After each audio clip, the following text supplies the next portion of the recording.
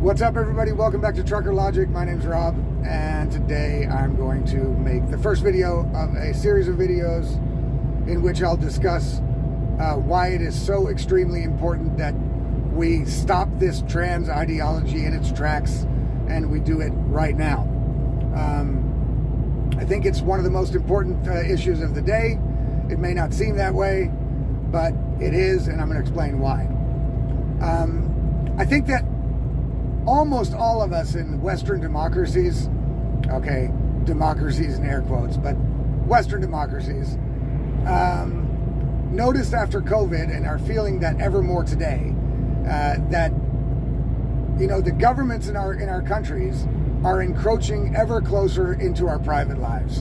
You know what I'm saying? And they are doing it basically on the back of this woke insanity. It's the woke insanity that is causing the politicians in these countries to think that the majority of their citizenries are on board with this insanity. You know what I mean? They follow poll numbers and they follow Twitter and social media, and, you know, they think that, you know, the majority of the citizenry wants it this way, and so they start making policies and rules and regulations that take away other people's rights in order to support these other causes, because they believe that they are, you know, representing the majority of the country. What's happening, though, is by doing this, they're gaining a hell of a lot of extra power over everybody that they don't deserve to have and shouldn't be trusted to have. And like I said, we saw it with COVID, and now we see the erosion of free speech in America that's being backed by the government. So our rights are getting stripped from us on all sides, and I think that pretty much everybody notices it. Everybody notices it. And I think what everybody's waiting for here is for the savior to come. Donald Trump to get back in office and reverse the whole course. But, you know, the problem with that is these politicians that may save us from this issue and these issues, they are only there for a certain period of time and then they're gone. So if the regular citizens are not willing themselves to stand up for their own rights and to keep their freedoms, then they don't deserve those freedoms, and the government is going to take them because you're basically giving them away.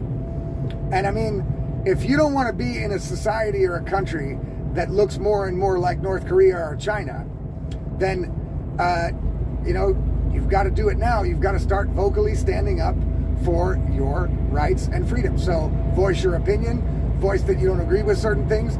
Don't accept things that you're not willing to accept from other people or the government, and make your voice heard. Because right now, we're still lucky enough to be living in countries that we can open our mouths without being thrown in a gulag or getting murdered over it.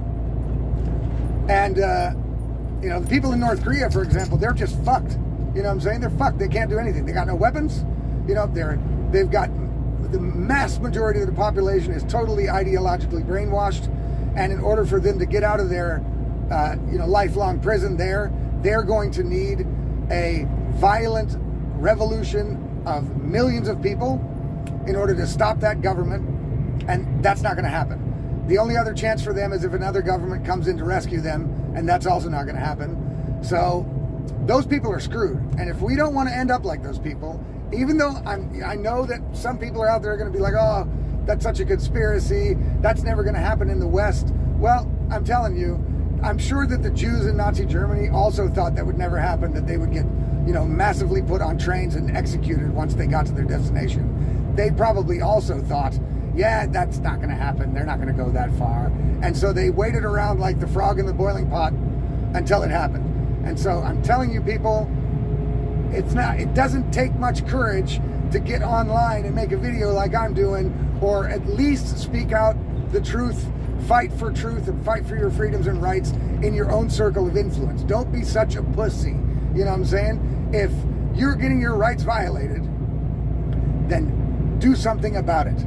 Don't wait for a politician to do it. It's not going to happen. The politicians are only going to do it once they realize that the majority of their population is not on board with this shit. You know what I'm saying? Once they see that they're not getting reelected because of that the citizenry does not agree with the things that they are doing, then they will reverse course. They always have, and they always will, until they turn it into a dictatorship or a totalitarian, authoritarian country.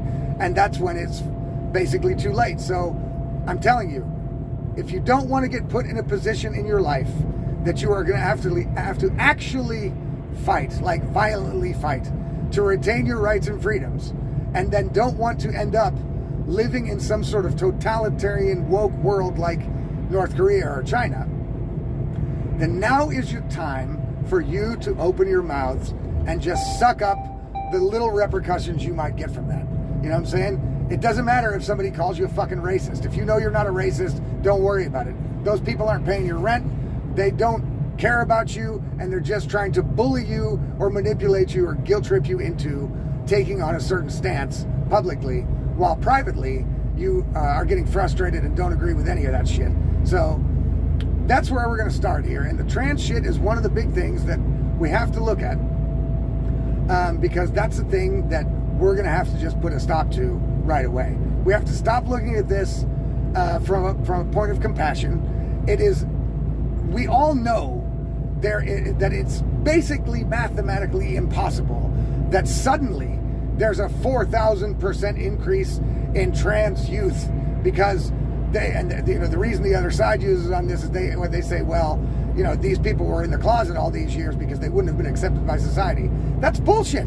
That's bullshit. Trans people have been around, at least since I've been alive, and so have drag queens, and they have the same rights and the same possibilities, the same opportunities as the rest of us, but there isn't a problem. It's just like the woke going talking about, well, racism is such a big problem in America. Well, no, it's not. There are racists in America. There's racists in every country, but it's not a giant problem that black people are, have less rights than everybody else. It's the same thing with the trans shit.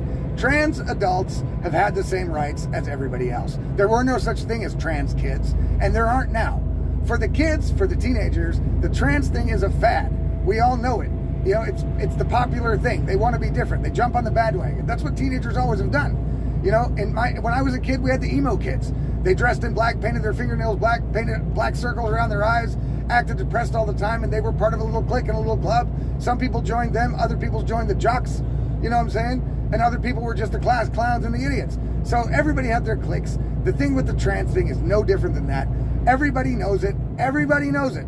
And we're all just pretending like that's not the case. We're all pretending like all these kids are truly, don't know what they want. They don't know what they think they're in the wrong body, and we should go out and get them surgery right away. It's ridiculous, and we all know it's ridiculous.